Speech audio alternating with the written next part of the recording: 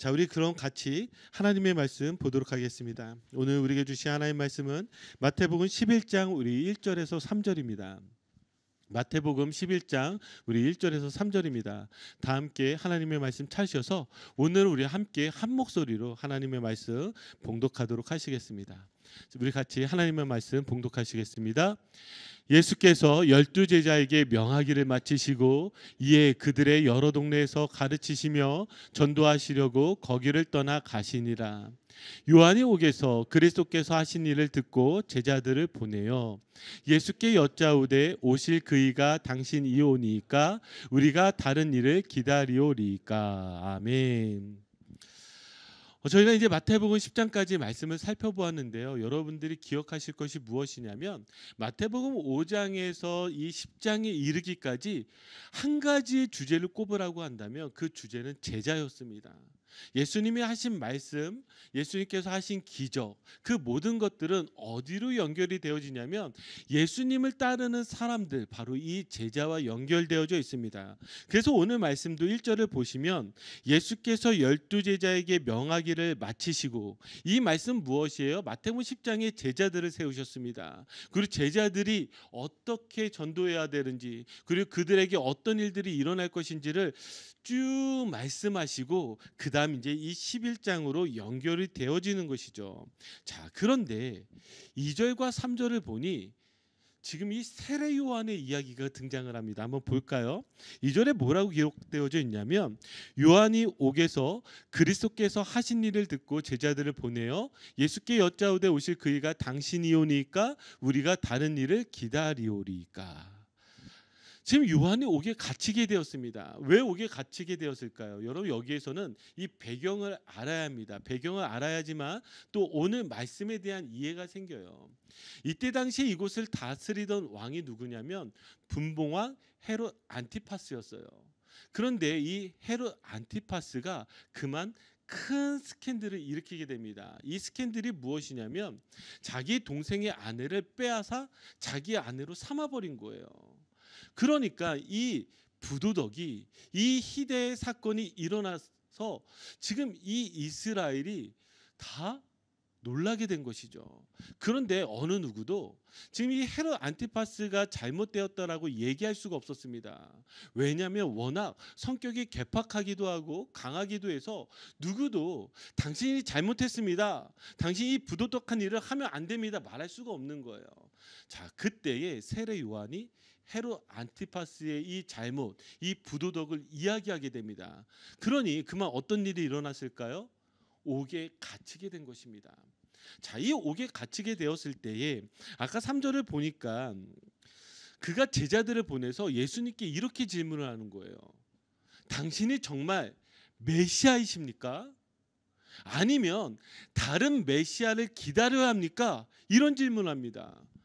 세례 요한이 누구예요? 세례 요한이 예수님이 메시아입니다라고 선포했던 사람입니다. 그래서 그가 뭐라고 이야기했어요? 예수님이 오실 때 보라, 세상 죄를 지고 가는 하나님의 어린 양이로다 라고 이야기를 하면서 그에게 세례를 베풀었던 이가 이 세례 요한입니다. 그런데 그만 이 옥에서 그가 제자들을 시켜서 예수님께 이렇게 질문하는 거예요. 예수님, 당신이 정말 메시아입니까? 아니면 다른 사람을 기다려야 합니까? 자, 그러면 우리는 왜 예수님께 이런 질문을 하는지, 세례 요한이 왜 이런 질문을 하는지 그러면 알 필요가 있습니다. 자, 이것에 대해서 알 수 있는 것이 예수님이 지금 이 세례 요한의 제자들에게 세 가지로 답변을 합니다. 어떻게 답변을 하는지 찾아보면서 세례 요한의 이 질문과 그리고 예수님이 무엇을 말씀하시는지 한번 보도록 하겠습니다. 4절 5절입니다. 자, 우리 같이 한번 읽겠습니다. 시작.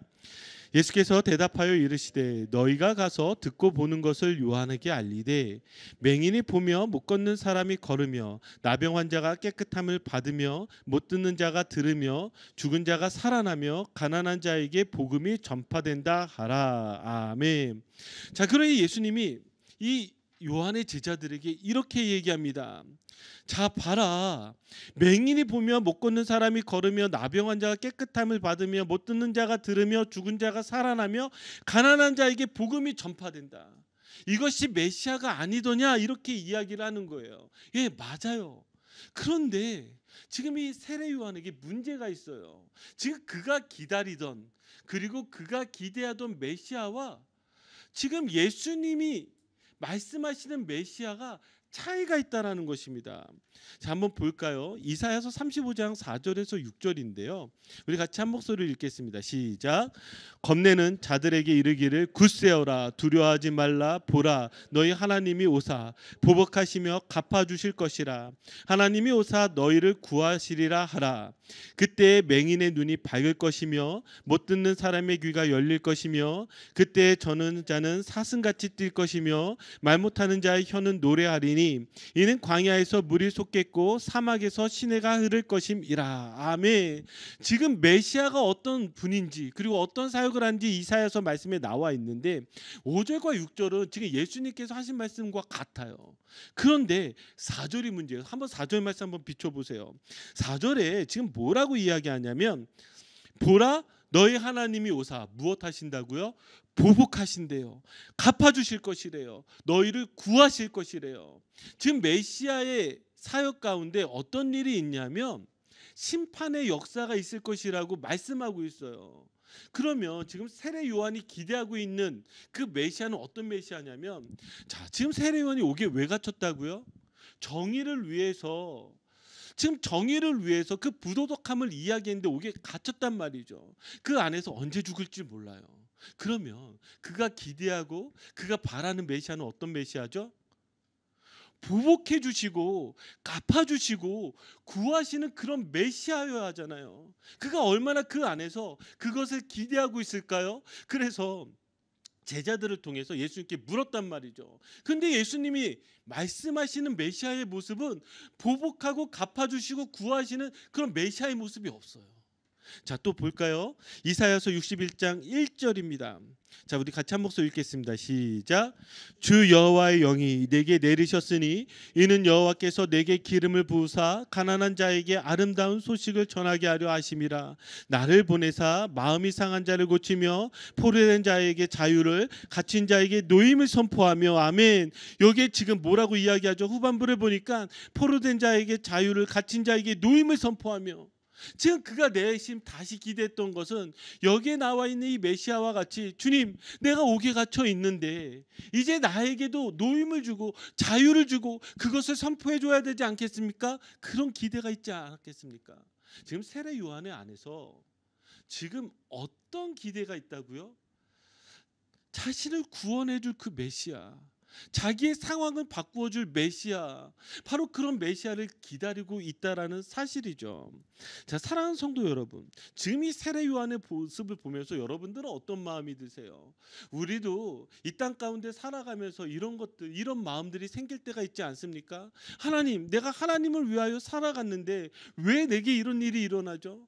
나는 하나님을 사랑한다라고 그렇게 살아갔는데 왜 내 상황과 환경이 이렇죠? 우리는 이런 질문들이 던져질 때가 있습니다. 마치 무엇이에요? 세례 요한의 기대와 예수님의 기대가 다른 것과 같이 어쩌면 우리에게 있어서도 내가 하나님을 향한 그 기대와 나를 향하신 하나님의 기대가 어긋나 있는 것이죠.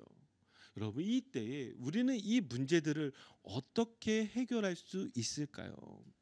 자, 그러면 이 답들을 한번 조금 더 찾아가 보도록 하겠습니다.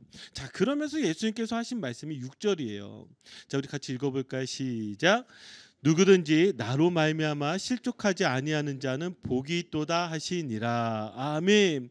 그러면서 예수님께서 하신 말씀이 이 말씀이에요. 누구든지 나로 말미암아 실족하지 아니하는 자는 복이 있도다. 자, 여기 이 실족이라는 단어는요, 헬라어로 스칸달리조입니다. 걸려 넘어지다, 죄에 빠지다, 이런 뜻을 가지고 있는데요. 이 동사의 원형이 무엇이냐면 스칸달론이에요. 이 스칸달론이라는 이 뜻은 함정, 올가미, 덫이라는 뜻을 가지고 있어요. 그러면 지금 세례 요한이 실족하다라는 것은 어떤 뜻을 가지고 있어요? 무언가의 지금 함정에, 무언가의 덫에 빠졌다라는 것이죠. 자, 이 단어를 가장 잘 표현하고 있는 것이 마태복음 16장 23절입니다. 제가 읽어드릴게요. 예수께서 돌이키시며 베드로에게 이르시되 사탄아 내 뒤로 물러가라. 너는 나를 넘어지게 하는 자로다. 내가 하나님의 일을 생각하지 아니하고 도리어 사람의 일을 생각하는도다 하시고. 아멘. 자, 지금 이 말씀이 어떤 말씀이냐면 예수님께서 제자들에게 이렇게 말씀하셨어요. 내가 고난을 당하고 죽임을 당하고 3일 만에 부활할 것이다. 그 십자가 사건을 이야기하니까 베드로가 어떻게 하죠? 항변하면서 아니 예수님께 소리를 지르며 이렇게 얘기합니다. 주여 그리마옵소서. 이 일이 주께 미치지 않을 것입니다. 아마 베드로 입장에서는 이게 당연했을 거예요. 어떻게 자기가 모시는 이 선생이 곧 죽겠다고 하는데 그것을 박수치며 환영하는 사람이 어디 있겠습니까? 자기 입장에선 그랬을 거예요. 그래서 예수님께 그렇게 이야기를 했는데 자, 예수님이 하신 말씀이 뭐예요? 이렇게 말씀하시는 거예요. 사탄아 내 뒤로 물러가라. 너는 나를 넘어지게 하는 자로다. 여기에 이 넘어지게 하는 자로다라고 말하는 이 단어가 스캔달론이에요. 스캔달론. 그럼 베드로에게 있어서 넘어지게 했던 그것은 무엇이에요? 자기의 기대가 오히려 자기를 넘어뜨리게 하는 거예요. 지금 여기에서 우리가 보게 되는 이 세례 요한의 문제는 무엇이었어요? 자기의 상황과 환경이 바로 덫이 되었어요. 함정이 되었어요. 아니 하나님께서 말씀하셨던 그 말씀 가운데서 자기의 기대가 더 커지게 되어지자 그것이 함정이 되고 그것이 덫이 되어졌습니다. 자, 우리에게 있어서도 마찬가지로 이런 덫과 함정이 있지 않습니까? 어쩌면 상황과 환경이 여러분들이 덫과 함정이 되어져서 여러분들을 넘어뜨리지 않습니까? 자, 그런데 여기에 또 기억하실 게 무엇이냐면 예수님께서 뭐라고 말씀하시냐면 실족하지 아니하는 자는 무엇이 있도다? 복이 있도다 그렇게 말씀하세요. 여기에 나와 있는 이 복이 있도다는 어디에 나와 있는 표현이냐면 마태복음 5장에 나와 있는 팔복에 있는 복과 똑같은 표현입니다. 여러분 기억하시죠? 심령이 가난한 자는 복이 있나니 천국이 그들의 것이며 여기 복이 있나니가 여기에 나와 있는 똑같은 복이 있다라는 것입니다. 그럼 복이 있다라는 것이 무엇이에요? 상황과 환경 가운데 그 믿음이 흔들리는 것이 아니라 끊임없이 하나님을 향하여 심령이 가난한 사람이 어떤 사람이다? 복 있는 사람이라는 거예요. 다시 우리에게 던져지는 도전은 무엇이냐면 우리의 상황과 환경이 그리 아니하실지라도 무엇이에요? 내 믿음이 흔들리지 않는 것이 복 있는 사람이에요. 내 믿음이 무너지지 않는 사람이 복 있는 사람이에요. 예수님께서 그렇게 말씀해 주시는 것이죠. 자, 그러면서 또 이렇게 말씀하십니다. 7절과 8절입니다. 자, 우리 같이 말씀 읽어볼까요? 시작. 그들이 떠남에 예수께서 우리에게 요한에 대하여 말씀하시되 너희가 무엇을 보려고 광야에 나갔더냐? 바람에 흔들리는 갈대냐? 그러면 너희가 무엇을 보려고 나갔더냐? 부러운 옷 입은 사람이냐? 부드러운 옷을 입은 사람들은 왕궁에 있느니라. 아멘. 그러면서 이 요한의 제자들을 보내시고 제자들에게 따로 예수님께서 이렇게 말씀하십니다. 너희가 무엇을 보려고 광야에 나갔더냐? 자, 너희가 무엇을 보려고 광야에 나갔더냐 이렇게 질문하십니다. 그러면 광야에 왜 나갔을까요? 이것이 중요하겠죠. 자, 광야에 나간 이유를 저희가 이해하려면 이때 당시에 이 이스라엘 사람들이 생각하고 있는 그 광야의 생각을 우리가 이해해야지만 이 광야라는 단어를 이해할 수가 있습니다. 자, 이것을 이해하기 위해서 사도행전 21장 38절을 보도록 할게요. 자, 이 사도행전 21장 38절은 어떤 말씀이냐면 예루살렘에 큰 소동이 일어나자 거기에 천부장이 바울을 잡아다가 이렇게 질문을 하는 것입니다. 그러면 내가 이전에 소요를 일으켜 자객 4천 명을 거느리고 광야로 가던 애굽인이 아니냐? 자, 이 말씀이 무엇이에요? 여기 뭐라고 나오냐면 너가 혹시 자객 4천 명을 데리고 광야에 들어갔던 그 애굽인이 아니냐 이렇게 질문하는 거예요. 그러면 왜 자객 4천 명을 데리고 광야에 들어갔다라고 표현할까요? 이때 당시에 이 광야라는 곳은 어떤 곳이냐면 이스라엘이 로마의 지배 아래 있지 않았습니까? 그러니까 새로운 하나님 나라 혹은 새로운 이스라엘을 꿈꾸며 그들이 모였던 곳이 바로 이 광야입니다. 그래서 이때 당시를 보면 쿰란 공동체라든지 에세나파라든지 그렇게 새로운 하나님을 꿈꾸던 사람들, 새로운 신앙을 꿈꾸던 사람들이 광야로 나갔어요. 세례 요한도 그 중에 한 사람이겠죠. 아니 우리가 지금 로마의 지배 가운데 있는데 우리가 힘을 합쳐서 이것을 이겨내야 해라고 생각했던 사람들이 광야에 나갔죠. 광야는 바로 그런 곳입니다. 자, 그런데 거기에서 끝나지 않고 뭐라고 이야기하시냐면 너희가 무엇을 보려고 광야에 나갔더냐 하면서 첫 번째로 이렇게 말씀하십니다. 바람에 흔들리는 갈대냐. 자, 그러면 바람에 흔들리는 갈대는 무엇일까요? 저희가 가장 많이 오해하고 있는 구절 중에 하나인데 여러분, 바람에 흔들리는 갈대가 무엇을 나타내는 것 같아요? 당신의 마음. 바람에 흔들리는 갈대 같소 이런 게 아니라요. 여기에 나와 있는 이 갈대는 무엇을 뜻하냐면 제가 한번 그림을 보여드릴게요. 지금 이때 당시에 쓰여지던 동전입니다. 그림이 여러분들 잘 못 알아보겠지만 첫 번째 그려진 게 무엇인 줄 아세요? 갈대입니다. 그 두 번째, 에이 목사님 설마요 이러시는 눈빛인 거 갈대 맞아요. 그 두 번째는 무엇이냐? 월계관입니다. 왕을 나타내죠. 자, 여기에 이 갈대는 누구를 나타내냐면 헤롯 안티파스를 나타냅니다.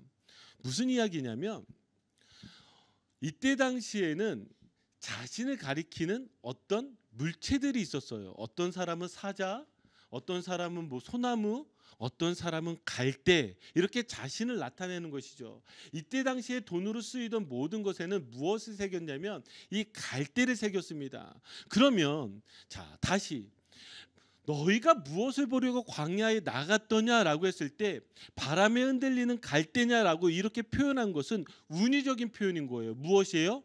너희가 돈을 보려고 광야에 나갔더냐? 이렇게 말씀하시는 거예요. 연결을 하면서 8절을 보니까 너희가 무엇을 보려고 나갔더냐? 부드러운 옷 입은 사람이냐? 그럼 부드러운 옷 입은 사람 누구일까요? 권력을 가진 사람들입니다. 그러니까 후반부에 뭐라고 연결하고 있어요? 부드러운 옷을 입은 사람들은 어디에 있느니라? 왕궁에 있느니라. 그러니까 너희가 지금 광야에 나간 이유가 권력을 보기 위해서 나갔느냐? 그럼 예수님이 하신 말씀이 뭐예요? 너희가 광야에 나간 이유가 있을 텐데 너희가 새로운 하나님 나라를 꿈꾸며 광야에 나갔는데 너희가 그 광야에 나간 이유가 돈을 벌기 위해서 나갔냐? 권력을 가지기 위해서 나갔냐? 예수님이 그렇게 지금 호통치시면서 얘기하시는 것과 똑같다라는 것이죠. 그럼 제가 다시 여러분들의 질문할게요. 여러분들은 무엇을 보려고 교회에 나오셨습니까? 저를 보려고 나오셨나요? 지금 한 분이 조그맣게 목사님 보려고요. 뭐 저 본다고 뭐가 그리 좋겠습니까? 여러분 무엇을 보려고 나오셨어요? 교회에 왜 나오셨어요? 어떤 한 분이 목사님은 왜 이렇게 예화를 많이 안 하세요라고 이야기를 하더라고요. 짧은 설교 시간 안에 예화를 담기에는 너무 말씀이 귀한데 이 말씀을 어떻게든 풀어내서 전해야 되는데 언제 예화하고 언제 웃기고 있겠어요. 제가 요즘 말씀드렸잖아요. 유튜브를 사랑하게 된 게 유튜브에 드라마 요약 보는 데 너무 재밌어요. 왜 이렇게 행복한지 항상 말씀 준비하기 전에 기도하고 주님 이 유혹에서 저를 건져내어 주시고. 여러분 재미 찾으려면 유튜브 보시면 돼요. 뭐 저에게서 무슨 선한 것이 나오겠습니까? 여러분 교회 왜 나오시죠? 우리 하나님의 말씀 가운데 서기 위해서 나오는 거잖아요. 그러면 어떻게든 어렵더라도 이 말씀이 무엇을 말씀하시는지 이 말씀을 찾아내는 것이 우리가 주일날 가장 목표되는 거예요. 그래서 여러분들이 싫든 좋든 제가 저희 교회에서 자부하는 두 가지가 있는데요. 저희 교회가 주일 예배 설교 시간에 말씀 제일 많이 읽는 교회 1등이에요. 여러분 믿으시죠? 어느 교회 가도 말씀 이렇게 많이 안 읽어요. 두 번째, 저희 교회가 아마 전 세계에서 설교 노트 제일 긴 교회일 거예요.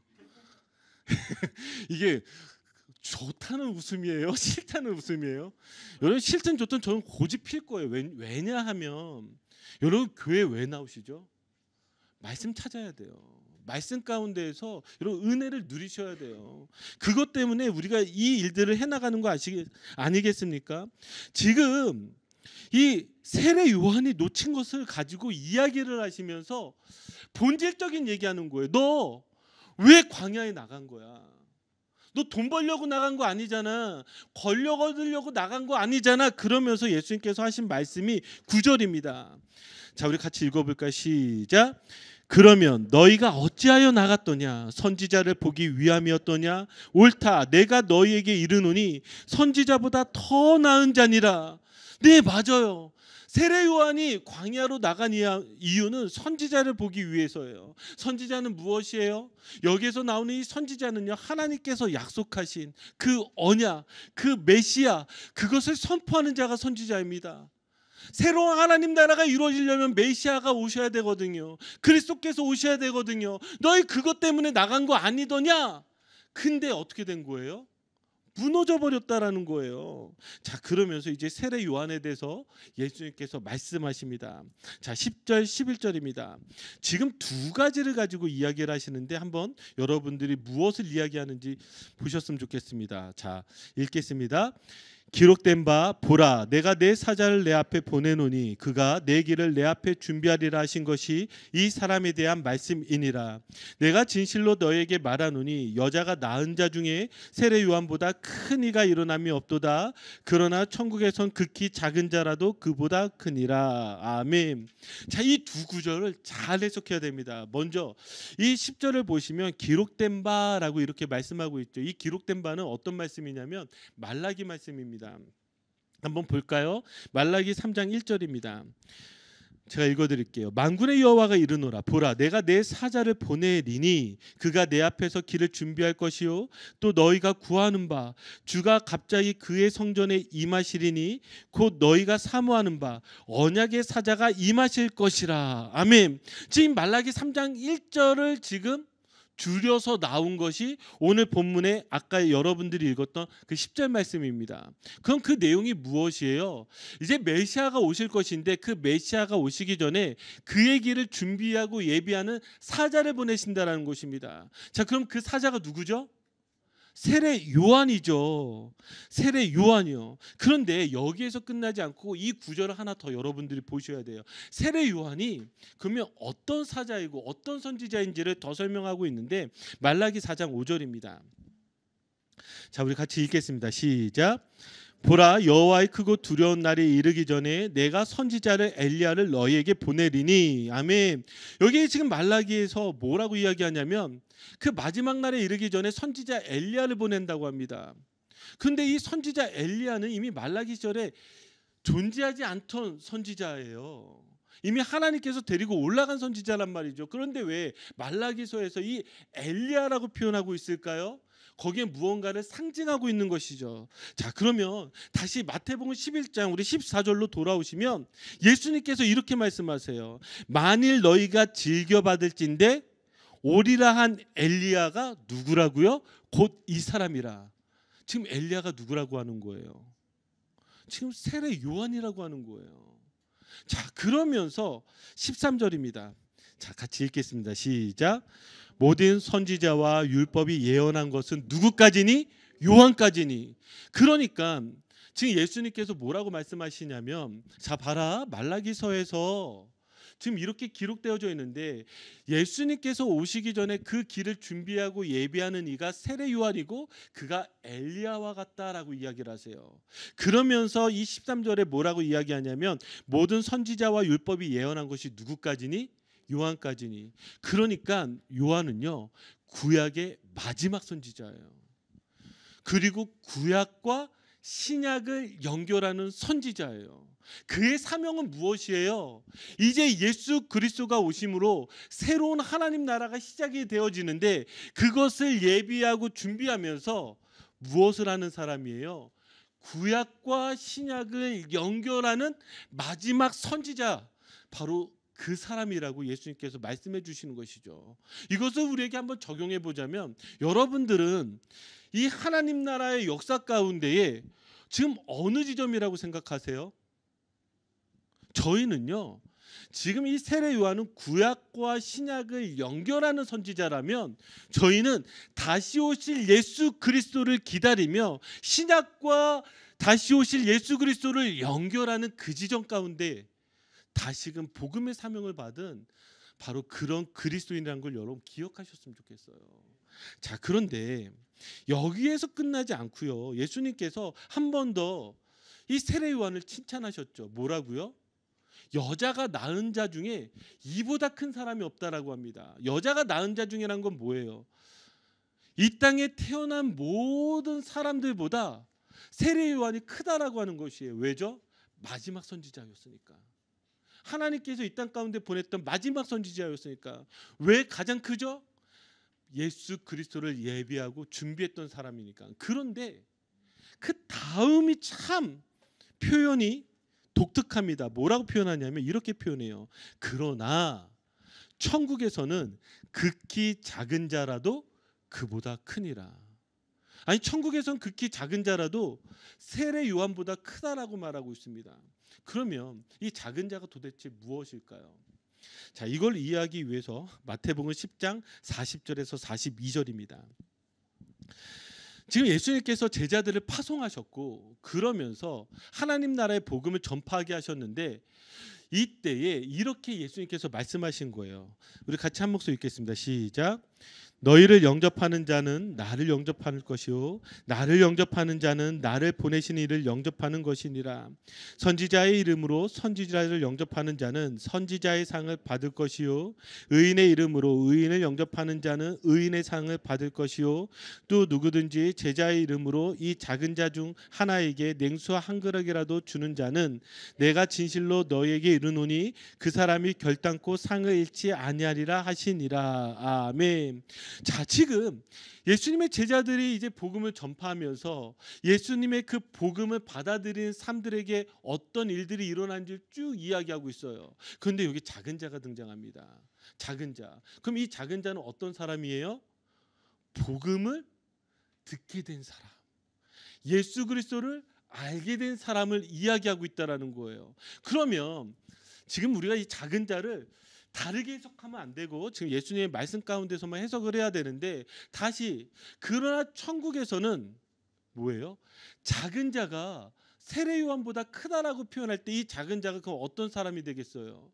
예수 그리스도를 만난 사람, 예수 그리스도의 복음을 받아들이게 된 사람, 바로 그 사람을 의미하는 거 아니겠습니까? 그러면 이 하나님 나라에서 이 천국에서는 더 크다라고 이야기할 때 왜 이렇게 이야기할까요? 천국은요, 여러분 어떻게 우리가 천국에 들어가죠? 어떻게 지금 우리에게 하나님 나라가 임하였죠? 예수 그리스도를 믿는 사람들, 예수 그리스도의 복음을 받아들인 사람들만 천국 안에서 살아가게 되는 거예요. 그러면 다시 우리가 이걸 어떻게 적용할까 생각해 보면 세례 요한이 어떤 사람이에요? 구약과 신약을 연결하던 선지자입니다. 하나님의 마지막 선지자요. 예수 그리스도의 길을 준비했던 사람이에요. 그럼에도 불구하고 지금 예수님은 뭐라고 이야기하냐면 하나님 나라에서 가장 큰 자는 누구냐면 바로 예수 그리스도를 믿는 사람들, 예수 그리스도를 받아들인 사람들이 가장 큰 자라고 이야기해요. 그러면 무엇이 세례 요한에게서 놓쳐지게 된 것일까요? 저는 이것을 이렇게 표현하고 싶습니다. 은혜가 사라진 사람. 아무리 선지자라 할지라도 아무리 위대한 사람이라 할지라도 은혜가 사라지면은요, 그래서 예수 그리스도를 온전히 받아들이지 못하고 실족하게 되면요, 그 사람은요 하나님 나라에 들어갈 수도 아니 하나님 나라에서 살아갈 수도 없는 그런 사람이 되어지는 거예요. 하지만 세상 가운데 아무리 버림받고 연약하고 부족하고 우리가 말하는 작은 자라 할지라도 예수 그리스도를 믿게 되면 그 사람이야말로 천국에선 큰 자가 된다라고 이야기를 하는 것이죠. 그럼 작은 자는 어떤 사람이 되겠어요? 은혜가 필요한 사람 아닌가요? 은혜가 있어야 되는 사람 아닌가요? 저는 이 말씀을 준비하면서 제 안에 어떤 가장 심각한 어려움들이 있었냐면 제가 마치 이 세례 요한이 아닌가라는 생각을 했습니다. 매주마다 말씀을 준비하는데 제 안에 점점 사라졌던 한 가지가 무엇인 줄 아세요? 제가 절대 놓치지 않으려고 했던 그 한 가지가 하나가 있었는데 그게 무엇이냐면 하나님, 제가 말씀의 은혜를 먼저 받게 해주세요. 말씀 앞에 제가 서게 하여 주시고 설교가 성도들에게 향하는 설교가 아니라 내게 향하는 설교가 되게 해주세요. 제가 늘 이렇게 기도해 왔었거든요. 근데 어느 날 보니 제가 어떤 욕심이 자꾸 생기냐면 주변에서 자꾸 잘한다면 이래서 조심해야 돼요. 잘한다니까 제가 이게 교만해지다 보니까 뭐 어떻게 돼요? 진짜 잘하고 싶은 거예요. 얼마나 더? 하여튼 정말 제일 잘하고 싶은 거예요. 그러다 보니까요. 잘하고 싶지 제가 은혜 받으려고 하지 않는 거예요. 설교를 잘하려고 하지 그 설교 가운데 제가 받는 제가 전하고 있는 그 설교에서 제가 은혜를 받지 못하고 있는 거예요. 아니 얼마나 불쌍한 사람입니까? 여기에 이렇게 사역 가운데 있지만 오히려 이 사역하는 현장 가운데서 은혜를 누리지 못하니 얼마나 제가 가장 힘든 사람이에요. 여러분 잘 기억하세요. 저는 늘 두려운 게 무엇이냐면 제가 예배 전마다 항상 기도할 때 그래서 예배팀들을 위해서 기도하는데 성령님 이 사람들 먼저 붙잡아 주세요. 왠지 아세요? 섬기다 보면 은혜가 사라져요. 어쩌면 우리 안에 제일 두려워야 될 것이 또 하나 무엇이냐면 순장순모님 될지 몰라요. 왜요? 너무나 많이 섬기다 보니까 섬김만 하지 은혜가 사라져 버려요. 그럼 여러분들은 어떠세요? 여러분들은 무엇 때문에 여러분들의 은혜들이 사라지나요? 우리가 다시 돌아봐야 될 것이 무엇이냐면 나를 실족하게 하는 그 함정이 무엇이냐라는 거예요. 그것이 어떤 사람에게는 환경이 될 수도 있고 어떤 사람에게는 상황이 될 수도 있고 아니면 어떤 사람들에겐 관계일 수도 있어요. 아니면 어떤 사람들은 내가 기대하는 것과 하나님이 내게 기대하는 것이 그 어긋난 그 차이에 설 수도 있어요. 그 무엇이라 할지라도 여러분 이 시간에 여러분들이 돌아보셔야 되는 게 무엇이냐면 나를 예수 그리스도로부터 멀어지게 하는 함정이 무엇인지 여러분 발견하셔야 된다는 거예요. 여러분 예수 그리스도 외에는 그 무엇도 나를 천국에 들어가게 하지도 아니 천국에서 큰 자가 되게 할 수가 없다라는 거예요. 그런데 우리가 예수 그리스도보다 의지하는 것들이 얼마나 더 많이 있습니까? 그러니 어떤 사람에게는 돈이 함정이 돼요. 어떤 사람에게는 권력이 함정이 돼요. 어떤 사람에게는 나의 열심과 나의 의가 함정이 되어져서 천국을 누리며 살지 못하게 한다는 그 사실을 여러분 오늘 말씀을 통해서 기억하시기를 주님의 이름으로 축복합니다. 아멘. 우리가 얼마나 이 다른 것들에 사로잡혔어요. 그러니 예수 그리스도를 보지 못하고 세례 요한의 믿음 가운데서 끝나버리는 거예요. 제가 그런 사람이라고요. 제가 예수 그리스도가 나타나야 되는데 제 자랑이 나타나고 예수 그리스도 앞에 바짝 엎드려야 되는데 제가 더 높이 서서 더 칭찬받고 더 잘난 척하고 그러려고 하는 제 모습이요. 여러분 이런 사람이 무엇이에요? 세례 요한과 같은 사람인 거예요. 은혜가 사라져버린 사람이죠. 자, 이제 말씀을 마무리 짓도록 하겠습니다. 예수님께서 말씀하시려고 했던 것이 무엇일까요? 요한아, 너에게도 내가 필요하지 않니? 너가 그 사역의 현장에 있지만 너 무엇을 보려고 광야에 나간 거야? 너 돈 벌려고 광야에 갔던 거 아니잖아. 너 권력 잡으려고 광야에 나갔던 거 아니잖아. 너 나를 보려고 광야에 나갔던 거잖아. 근데 지금 너의 시선에서 내가 사라져버리지 않았니?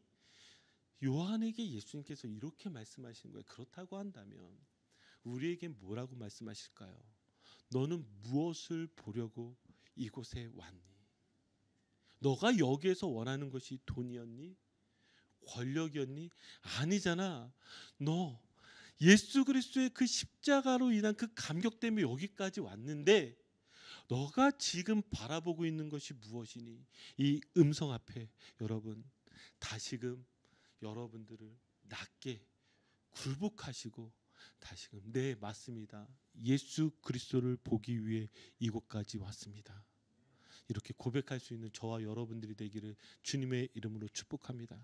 같이 기도합시다.